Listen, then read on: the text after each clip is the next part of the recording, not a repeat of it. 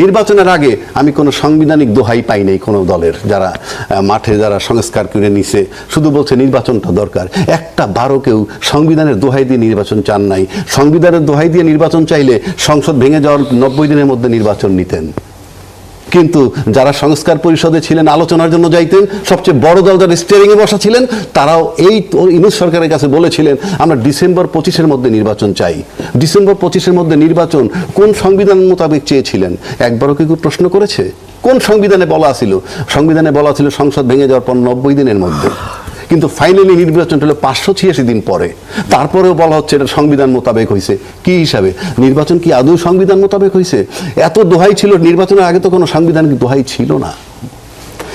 এরপরে আসেন family card, যে কথাটা আপনি বলতেছিলেন। ফ্যামিলি কার্ড ভালো উদ্যোগ। মাস শেষে যদি আমার 1000 টাকা পাই, এটা যত ছোট অ্যামাউন্টই হোক, কাজটা ভালো। কিন্তু এটা কি কোনো কর্মসংস্থান তৈরি হচ্ছে? এটা কি কোনো বেকারত্ব দূর হবে? নাও। বরং আমি একটা সুপারিশ দিচ্ছি। সেই সুপারিশটা কি? আপনি 10,000 কোটি টাকা পার মান্থ লাগবে। আপনি 1 লাখ লোকের কার্ড দিলে 25 কোটি টাকা লাগে। আপনি যদি বরং আমরা যদি ওইখানে যাই, দেশটা হতদরিদ্র পরিবারে 2,500 টাকা দিয়ে খাওয়া দাওয়ার পরে শেষ, সেটা না করে আপনি চিন্তা করেন তো যে 1 লক্ষ লোকের যদি আমি 2,500 টাকা করে দেই, তাহলে 25 কোটি টাকা লাগে। আর পার হেড 2.5 লাখ টাকা ব্যয় করলে আমি কত লোক দেশে বিদেশে পাঠাইতে পারি? আমি যদি এই চিন্তাটা করি যে আমি সুন্দর সরকারি উদ্যোগে ট্রেনিং দিয়া গ্রিল মিস্ত্রি বানাবো, অথবা ওয়েল্ডার বানাবো, নার্স বানাবো মেয়েদের ক্ষেত্রে, এবং তাদেরকে যদি আমরা হাত পা ধরে বহির্বিশ্বের সাথে যোগাযোগ করে বিদেশে পাঠাইতে পারি ওই টাকা দিয়েই, তাহলে হতদরিদ্র পরিবার একবার আমার সব না হোক যাই পাঠাইতে পারি, ফরেন রেমিটেন্স আসবে, কর্মসংস্থান হবে, একটা ফ্যামিলি সচ্ছল হবে, এবং আমরা বেকারত্ব দূর করতে পারবো। সেটা না করে আমার এই যে রিলিফ টাইপের 2,500 টাকা করে আমি দিব, এটা কোথায় যাচ্ছে? আমি দেশটা নিচ্ছি কোথায়? প্লাস সেই টাকাটা কোথায়? সংসদে আপনাকে আলোচনা করতে হবে। এটা তো বাজেটটা তো কম না। পার মান্থ 10,000 কোটি, বছরে লাগবে 1,20,000 কোটি on 6th of the budget. সুতরাং এই আলোচনা, এই যে সংসদকে পাশ কাটিয়ে যাওয়া মানের, এটার কারণটা হলো 2/3 মেজরিটি। আচ্ছা, once you got the 2/3 majority, আপনি সব আইনের ঊর্ধ্বে। ওকে, যেমন ধরেন এই সরকার প্রথম যে মানে আমি মনে করি যেটা ব্লান্ডার করছে, একদম ব্লান্ডার মানে কি, এমন কিছু কাজ করছে যেখানে কোনো জবাব নাই। জি। এবং তারা জবাব দেয়ও নাই। জি। এতদিন হয়ে গেল তারা কোনো জবাব দেয় নাই। নাম্বার 1 প্রশ্ন ছিল যে হোয়াই খলিলুর রহমান, এর কোনো জবাব তাদের কাছে নাই। জি। এবং এইটা জবাব না দেওয়ার মাধ্যমে তারা কিন্তু একটা সন্দেহ মানুষের মধ্যে ঢুকাই দিছে যে এই নির্বাচনটা ছিল একটা আন্ডারস্ট্যান্ডিং এর নির্বাচন। এটা কিন্তু মানুষের মধ্যে কিন্তু এই সন্দেহ ঢুকে গেছে। প্রথম দিন প্রশ্ন করছে, যখন সে প্রশ্নের কোনো উত্তর পায় নাই, তখন মানুষ যার যার মতো করে সন্দেহ করছে। এবং এটাই হয়, কিন্তু যখন আপনি উত্তর না পাবেন, তখন মনে করেন আপনি অন্ধকার রাস্তায় হাঁটতেছেন, হঠাৎ করে একটা আওয়াজ হলো। এখন আপনি যদি উত্তর না পান যে কিসের আওয়াজ, ডাল ভাঙলো নাকি কেউ আচার খেলো না কি হইলো, যদি আপনি উত্তর পান তাহলে আপনি জেনে গেলেন। যদি উত্তরটা না পান তাহলে কিন্তু আপনি জিন ভূত অনেক কিছু এনে আপনি হাজির করবেন, কিন্তু উত্তর কিন্তু আমরা কেউ পাইনি। এবং একটা ডেমোক্রেটিক গভর্নমেন্ট, তাদের কিন্তু দায়িত্ব ছিল জনগণকে ইনফর্ম করা যে হোয়াই খলিলুর রহমান। এটার মাধ্যমে কি হয়েছে, নির্বাচনটাকে তারা প্রশ্নবিদ্ধ করে দিয়েছে। কারণ অন্তর্বর্তীকালীন সরকার বলেন, তত্ত্বাবধায়ক সরকার বলেন, যে নির্বাচনকালীন যে সরকার যা নাকি নিজেদেরকে নির্দলীয় দাবি করেছে, সেই সরকারের একজন লোককে যদি আপনি ইমিডিয়েট পরের গভর্নমেন্ট যদি তার মন্ত্রিসভায় নেয়, তাহলে প্রমাণ হয় যে ওরা এদের পক্ষে কাজ করছে। 1 নম্বর। 2 নম্বর হলো তাদের আমি নেগেটিভগুলি বলি, পজিটিভগুলি তো আগে এতক্ষণ আলাপই হলো। নেগেটিভগুলি সেটা হলো আপনার এই স্থানীয় সরকার, বিভিন্ন সিটি কর্পোরেশনের যে দলীয় লোককে প্রশাসক নিয়োগ করা, এটা মারাত্মক ভুল করছে। এটা তার জন্য বুমেরাং হবে। কিভাবে বুমেরাং? কিভাবে?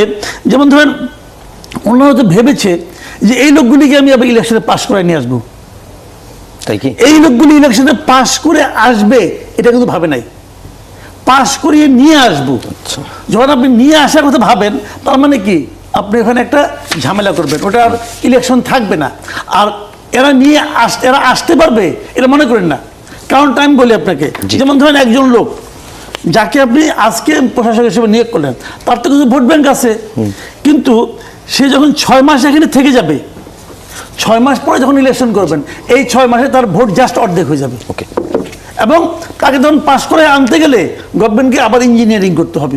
সেই নির্বাচন কিন্তু আপনার মনে আছে আওয়ামী লীগ আমলে আওয়ামী লীগ আমলে প্রথম ক্ষমতায় আসার পর তারা একটা সিটি কর্পোরেশন নির্বাচন দিয়েছে, জি 2013 সালের শেষের দিকে খেলা আছে, জি, 5 ছয়টাতে সিটি কিন্তু বিএনপি জিতছিল, 5 সিটি। পাঁচটাতে বিএনপি জিতছিল, হ্যাঁ। এবং জেতার পর আওয়ামী লীগ চারে নির্বাচন তো হচ্ছে না, এই তো তাদের মধ্যে নানা রকম ক্যারিকেচার শুরু হয়ে গেল, নির্বাচন ছাড়া ভোট ছাড়া কেমনে কেটে ক্ষমতায় থাকা যায়। এই বিএনপি কিন্তু ওই পথে হাঁটতেছে, একদম ওই পথে হাঁটতেছে। এবং তারা যে দলীয়করণটাকে সর্বব্যাপী করতে চাচ্ছে, সরি টু সে, আমি এটা বলতে চাই নাই, কিন্তু নতুন সরকার তবু বলি, তারা যে দলীয়করণটাকে সর্বব্যাপী করতে চাচ্ছে, তার সর্বশেষ উদাহরণ হলো এই বিশ্ববিদ্যালয়গুলিতে দলীয় ভিসি নিয়োগ করা। ভাই ঢাকা বিশ্ববিদ্যালয়ে ভিসি নিয়োগের একটা নিয়ম আছে। এখানে প্রফেসর, এখানে যারা টিচার আছেন, যারা সিন্ডিকেট মেম্বার আছেন, সিনেট মেম্বার আছেন, এদের মাধ্যমে ভিসি নির্বাচিত হয় ঢাকা ইউনিভার্সিটিতে। তারপরে 3টা প্রপোজাল যায় রাষ্ট্রপতির কাছে। মিলন ভাই কেন করবেন এটা? শিক্ষামন্ত্রী কেন নিয়োগ করবেন? মানে কি আমার দলের এই লোকটাকে নিয়োগ করতে হবে, কি তার লাভ, তাদের ডিফারেন্সটা কি? তাহলে শেখ হাসিনার সরকার, অন্তর্বর্তীকালে ডক্টর ইউনূসের সরকার আর তারেক রহমানের সরকারের মধ্যে পার্থক্যটা কোথায়? এটা দেখার জন্য তো আমরা তাকে ভোট দিই নি ভাই।